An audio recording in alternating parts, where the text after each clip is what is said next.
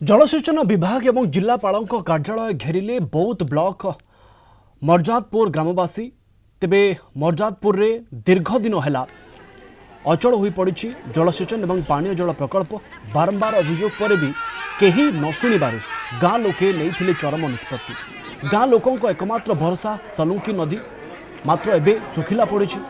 ଏହି ନଦୀ ଉପରେ 500 ଊର୍ଦ୍ଧ୍ୱ ଲୋକ ନିର୍ଭରଶୀଳ। 500 ଏକର ଜମିରେ ହୋଇଥିବା ଡାଳୁଅ ଧାନ ଚାଷ ପାଣି ଅଭାବରୁ ମରିଗଲାଣି। ଜିଲ୍ଲାପାଳଙ୍କୁ ଭେଟି ଅଭିଯୋଗ ପତ୍ର ଦେଇଛନ୍ତି।